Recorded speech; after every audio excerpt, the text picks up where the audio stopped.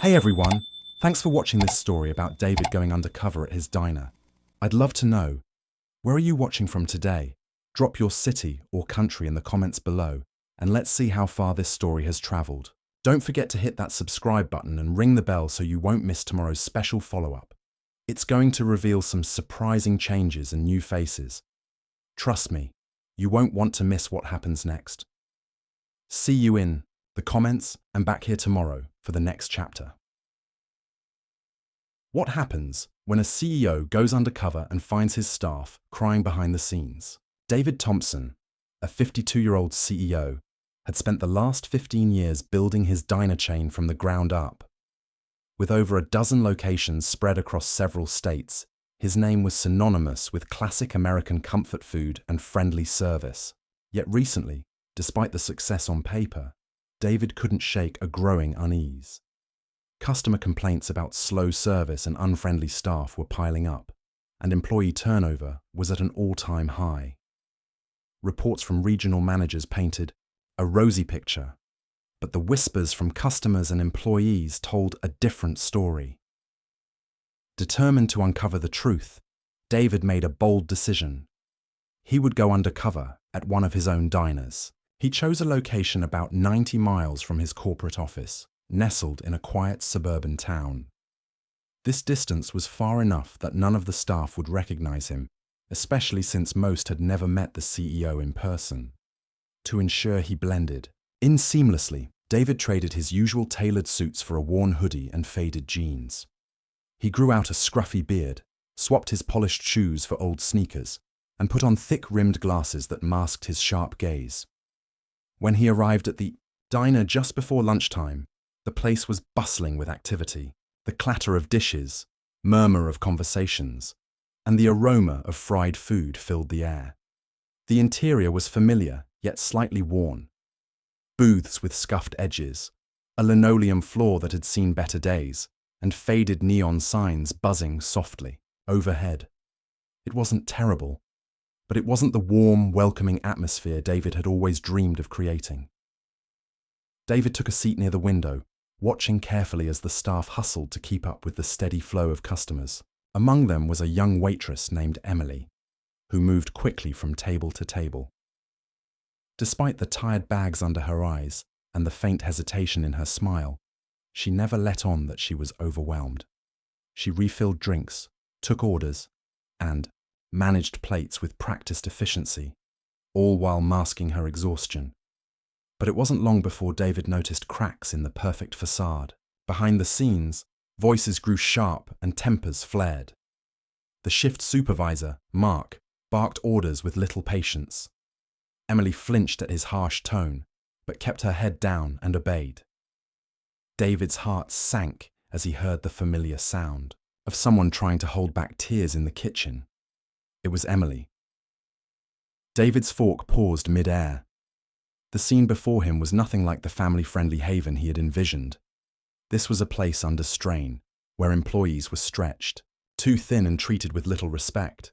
Determined to see how deep the problem went, David resolved to stay longer, observe more closely, and understand what had gone wrong. As the lunch rush intensified, David blended in as just another customer, silently taking note of every detail, the way the staff moved, how the customers reacted, and the invisible tension that hung in the air. He knew this visit was just the beginning. To fix the diner, he first had to fully grasp the reality on the ground, and that meant seeing the diner through the eyes of the very people who worked there every day. David Thompson had just settled into a corner booth, trying to blend in as an ordinary customer at his diner. The diner's atmosphere buzzed with midday chatter and the clinking of plates, but beneath the surface, something felt off. As he watched the staff hustle, his eyes kept drifting to a young waitress named Emily. She moved like a whirlwind, balancing trays and taking orders with a forced smile, but David noticed the exhaustion lurking behind her tired eyes. Emily looked far too worn out to be handling the pace of a busy lunch rush. Her steps were quick but heavy, as if every movement cost more effort than it should. David's curiosity turned to concern when he overheard the sharp bark of orders coming from the kitchen. Mark, the shift supervisor, was clearly the source. His voice was harsh, cutting through the kitchen's noise with an edge that made Emily flinch visibly. "Emily! What's taking so long? We're falling behind again," Mark snapped, his tone rough and impatient. There was no kindness in his words, only pressure and frustration. David's heart sank. He had built this company, believing employees should feel supported, valued, and respected, not belittled and worn down. Yet here was the exact opposite happening before his eyes. Emily's voice cracked as she responded, "I'm coming, Mark. Just a minute." But it was clear she was on the verge of breaking. Moments later, David heard muffled sobbing coming from the kitchen. Soft, almost inaudible, but unmistakable. His fork froze midway to his mouth. He glanced toward the kitchen doorway and saw Emily standing there, hands trembling as she wiped tears from her cheeks with the back of her sleeve. The weight of her exhaustion was written all over her face. Mark, standing close by, didn't offer comfort. Instead, he folded his arms and continued to bark orders at the other staff, ignoring the emotional scene playing out just feet away. Two cooks nearby shifted uncomfortably, exchanging uneasy glances, but neither stepped in. It was clear the environment was toxic, and fear kept everyone silent. David's stomach churned. This wasn't the diner he had dreamed of, a place where people felt like family, where smiles were genuine and respect was a given. He felt a surge of determination. This was his reality check. The problem wasn't just customer complaints or slow service, it was the way his team was being treated, and it had to stop. Without revealing himself, David approached the kitchen entrance, voice steady but firm. "Is everything okay here?" he asked. Mark turned, startled, his bravado slipping for just a moment. "No problem. Just a little miscommunication," Mark lied, avoiding eye contact. Emily shook her head, her eyes still wet, whispering, "I'm sorry." David looked at both of them, then said quietly, "She needs a break. Let her rest for a few minutes." Mark scoffed, "We're short-staffed. There's no time for breaks during rush." David's jaw tightened. "There's always time to treat people with respect." Before Mark could argue, a young cook named Jake spoke up, his voice hesitant but firm. "Emily hasn't stopped since her shift started. She hasn't even had a sip of water." Mark shot Jake a glare. "Mind your own station." David's eyes locked on Mark. "Who's really in charge here? Because from where I'm standing, it looks like the pressure is coming from how this place is being run." Mark's face flushed, his confident mask starting to crack. David knew then this was bigger than just one bad day. It was a system failure, and he was ready to fix it. David's words hung heavy in the kitchen air, the tension thick enough to cut with a knife. Mark's usual bravado faltered, his face paling as he realized this wasn't just another frustrated customer. David reached into his pocket slowly, pulling out his wallet and flipping it open to reveal the unmistakable company ID. "I'm David Thompson," he said firmly, locking eyes with Mark. "I'm the CEO of this diner, and 13 others just like it." The room went silent. Emily froze mid-step, eyes wide with shock, while Jake peeked out from the prep station, his knife still in hand. Even the customers in the dining area seemed to hold their breath. Mark's face flushed red with embarrassment and anger. I didn't realize," he stammered, but his words sounded hollow. David didn't give him a chance to recover. "If you had realized, you wouldn't have treated my team like this," he said coldly. "Or my customers." Without hesitation, David motioned toward the back office. "Let's talk," he commanded. Mark hesitated, then nodded stiffly, his earlier arrogance replaced by unease. David followed, pausing briefly to glance at Emily. Her expression was a mix of confusion and cautious hope. This was the moment the truth came crashing down. Inside the cramped office, David faced Mark squarely. "Do you have any idea how out of line you've been?" he asked, his voice low but firm. Mark opened his mouth to respond, but David raised a hand. "Save it. I've seen enough. You've been with this company for 2 years, and in that time, you've created a toxic environment for your team. Do you understand what that does to morale, to customer service, to business? Mark looked down, his usual swagger gone. David continued, "This job isn't easy. I get it. But that doesn't give you the right to belittle, to humiliate, or to break down the people who are the backbone of this business." A long silence stretched between them. Mark swallowed hard. "I can do better," he finally said, voice barely above a whisper. David's gaze hardened. "You're done." His tone left no room for argument. "I'm letting you go effective immediately." Mark's eyes widened. "Wait, you can't—" "Yes, I can," David interrupted. "HR will process your severance package, but you are no longer part of this company." For a moment, Mark stood frozen, then slowly nodded and turned to leave, his shoulders slumped. David exhaled deeply, running a hand through his hair. Firing someone was never easy, but this was necessary. Back in the dining area, all eyes were on David. Emily and Jake stood nearby, their faces a mix of shock and cautious optimism. David took a deep breath and addressed the room. "Thank you all for your hard work," he said steadily. "Things are going to change, starting today." He looked directly at Emily and Jake. "You two, meet me after your shift. We need to talk." The tension in the room began to ease, replaced by a buzz of curiosity and hope. David knew this was just the beginning, but for the first time in a long time, he felt like he was steering the company back on course. After the tension filled confrontation with Mark, David knew the real work was just beginning. He wasn't going to just fire a bad manager and walk away. No, this was about fixing the culture, rebuilding trust, and making sure his diners became the places he had always dreamed of. He called Emily and Jake into a quiet booth near the back of the diner, away from the rush and curious eyes. "First off," David began, his tone steady but warm, "I want to thank you both. Today was tough, and you handled yourselves with a professionalism that I deeply respect." Emily glanced at Jake, a flicker of surprise crossing her face. Jake shifted nervously but smiled faintly. David continued, "You've been carrying a heavy load, and I'm sorry you felt alone in this." Emily nodded, eyes downcast. "It's just been hard," she admitted. "I love the customers, but sometimes it feels like no one really cares about the staff." David's expression softened. "That changes now. I'm bringing in a new manager, someone experienced who leads with respect and understands the value of every team member. But until then, I'll be here, personally overseeing things." Jake's eyes brightened a bit. "That sounds promising." David leaned in, his voice sincere. "Also, I'm revisiting the staffing situation. No more short-handed shifts during peak hours. We're hiring more people to ease the workload and make sure everyone gets proper breaks. You can't take care of customers if you're running on empty."